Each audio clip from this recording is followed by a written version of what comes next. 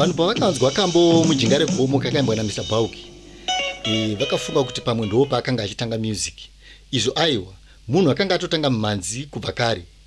Chakashamisa vanhu chekuti immediately Mujinga Regomo kachiita, akabva ngoita sudden 10 achibva atanga kuimba gospel music. Chii chakambonyatsoitika pana MrBulk kuti vazongoerekana vangochinja kubva kuJit music vachienda kugospel music. Kuzoimba kwavakaita gospel music, asi kuti pane zvakanga zvichitokonzera kudaro. Chiko chakakonzera kuti vemapepa, mafans, mamusicians nevateereri vazhinji vemuno muZimbabwe vanoteererawo music vakave nedebate vachiita sevaikakavadzana kuti murume uyu zvaaita aita zvisiri izvo. Kungoti angoti kambo kekutanga kabva kangohita ikako kakakare keJit, ongorekana angochinja akutoimba gospel music. Zviri kumbonyatsofamba sei? Vakomana mutinhimiro wemimhanzi ezomugidho yaitika itwa pasina kuridzwa kambo kanonziko Mujinga Regomo. Chirongwa ichi taingochiverenga kuti hachina kuitwa. Muchiri kurangarira here mukomana airidza madrums uyo aitanga achiridza paipai. That man became a darling of many. Akaita kuti chikwata chinonzicho The Bulk Spirits chiite mukurumbira wakanyanya. Nekuti kambo aka kaibva katanga nedrum iroro kachirira so. Vakanga varipo mazuva aya tinotenderana uye muri kungozvionawo semabudiro azviri kuita. Zvechokwadi kambo aka kakanetsa kuma late 90s uko. MrBulk vachiri vapenyu. MrBulk anomboraniko? Murume anonzi David Chiyangwa.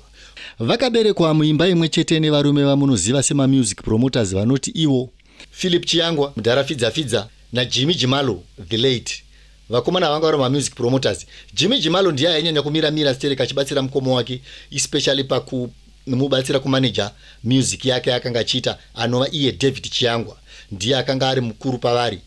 Murume uyu akaita mbiri zvechokwadi kuma 90s uku.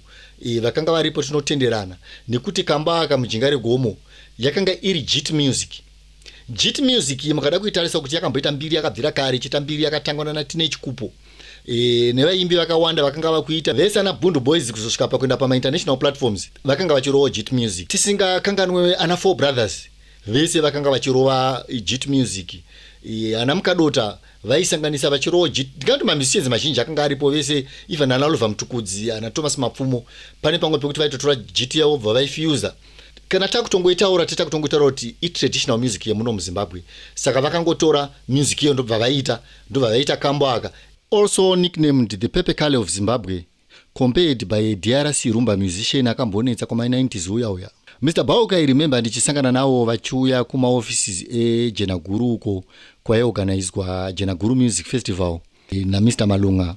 Avo vaiorganiza chirongwa ichi chakatanga chichinzi Zimbabwe Musicians Day, ikazopesera yakunzi Jena Guru Music Festival.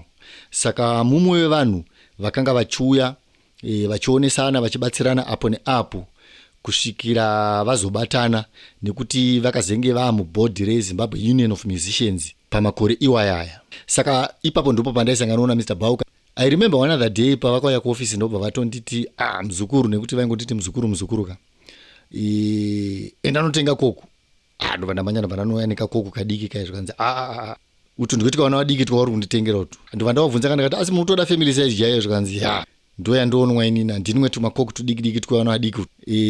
Saka pakati family size ndakambofunga kuti pamwe ada kuti tinwe teseka. Saka ndichisvika naro ndakabva ndavapa ndobva vangodhudhudzira ka1 kungoti pamuromo kudai nekutopedza. Zvikanzi enda notenga koko. Ndikati family size futi, zvikanzi ndobva ndaenda ndovanotenga ndikati pamwe this time takuchidirirwawo kuti tipiwe kuti tinwe. Ndobva varidhudhudzira futi. Ndobva ndanzi enda notenga koko. Ndobva ndamhanya ndobva ndanotenga imwe koko ndobva ndaya nayo. Iwo mafamily size mahomba aya atati mafamily size aya. Ndobva vasvika ndobva varidhudhudzira ndobva vazodzova manje zvikanzi right, ndanzwa kuti ndanwa koko manje. So those are the memories dzandinorangarira ndichisangana naMrBulk tichionanawo makore aya ndandichiri mudiko. Saka I just remember him as a funny character also on the other hand. MrBulk was a well-known businessman. Aizikanwa nekuranawo mashops. Area yekuchitungwiza uku vanhu vazhinji vanovaziva, especially pachikwana apo. Vanoziva kuti MrBulk munhu akanga achirana mabusiness ake nemaproperties ake akanga ainawo. Dzama dzavazofa mugore ra2000.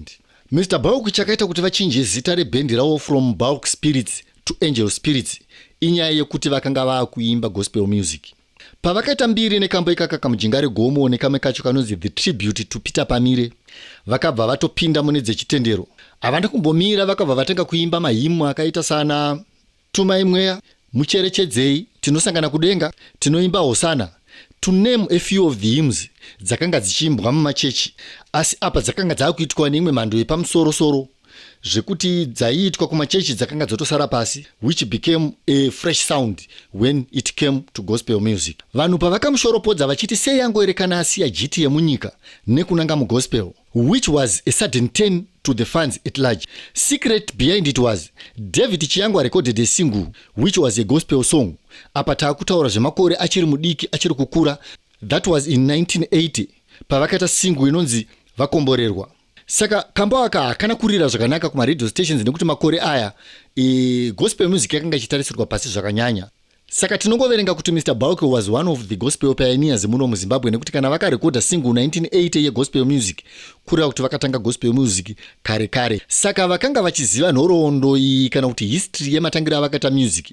Hapana chaimbovashamisa kuti koseiko murume uyu akazoimba kambo kejiti nenguva isipi kwakudzokera kugospel music. Gospel music tinongoti ndo music yavakatanga nayo.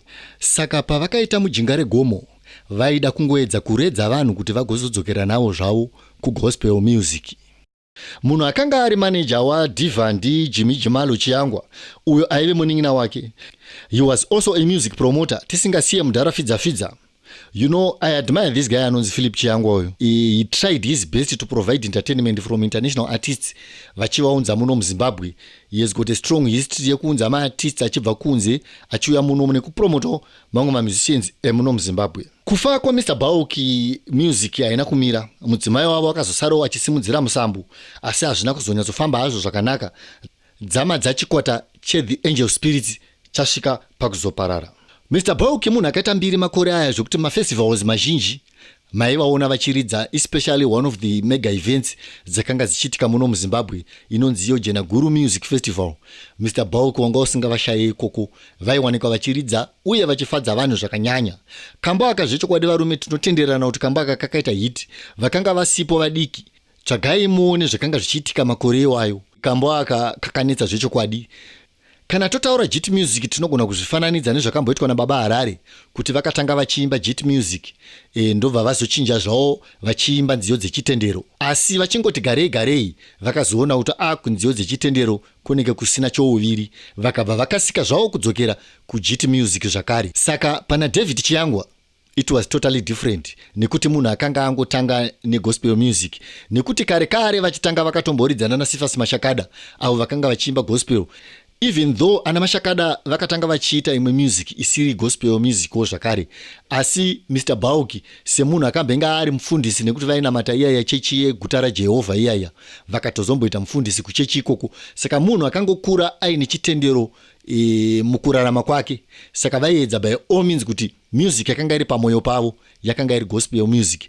That's the only secret yakaita kuti MrBulk vazodzokera kunoimba gospel music.